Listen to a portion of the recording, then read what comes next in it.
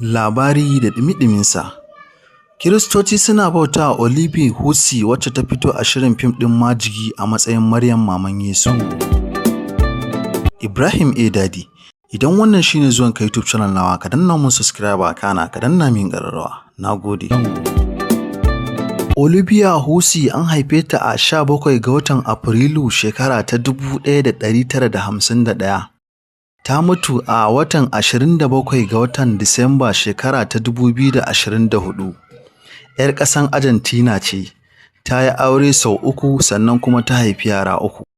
Ta fito a wani shirin fim mai suna Majigi a shekara ta 1927.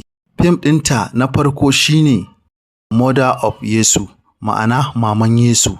Tun a lokacin Kiristoci suka dinga sa fotunanta a cikin coci da ɗakuna da motoci da cikin ofis a matsayin Maryam abin bauta. Olivia wacce ta fito a matsayin Maman Yesu ta ga abin yayi yawa, ana bauta mata, ta fito duniya tana roƙon Kiristoci da su daina bauta mata. Tana roƙon Kiristoci da su daina bauta mata, ita fa ba bagin Maryam ba ce. Har ta mutu tana roƙon Kiristoci da su daina bauta mata a matsayin Maryam Maman Yesu. Yanzu kuma bayan ta mutu, mijinta ya fito duniya yana cewa yana roƙon Kiristoci da su daina bauta mata. Ɗaya daga cikin hanyoyin kisa mafi muni a tarihin duniya, mafi hatsari, mai suna Brazil Bull, wato bijimin tagulla. Ibrahim A. Dadi. Idan wannan shine zuwan ka YouTube channel nawa, ka danna mun subscribe kana ka danna min ƙararrawa.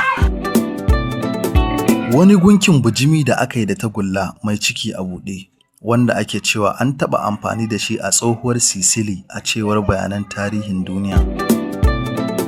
Ana kulle wanda ya laifi a lokacin ko kuma wanda za a hukunta a cikinsa, sannan a kunna wuta a ƙasansa, har sai tagullar ta yi zafi sosai, ta yarda wanda yake ciki a rufe za a matuƙar azabtar da shi sosai har sai lokacin da zai daina numfashi a cikinsa. Masana tarihi har yanzu suna muhawara kan yadda aka yi amfani da wannan hanya sosai a zahiri.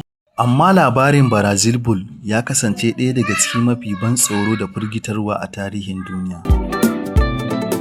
Ni wannan hanya ce mafi dacewa wajen hukunta 'yan siyasa masu sace kuɗin al'umma, ko masu karɓar hanci da rashawa a Afirka. Ko kuma wannan ce hanya mafi dacewa ga masu fyaɗe ko masu kashe-kashen mutane, wato 'yan kidnapping. Idan kuma kana da wani tsari naka mafi dacewa, ka sa mana a comment section, sannan ka danna mana subscribe kana ka danna mana ƙararrawa. Mun gode.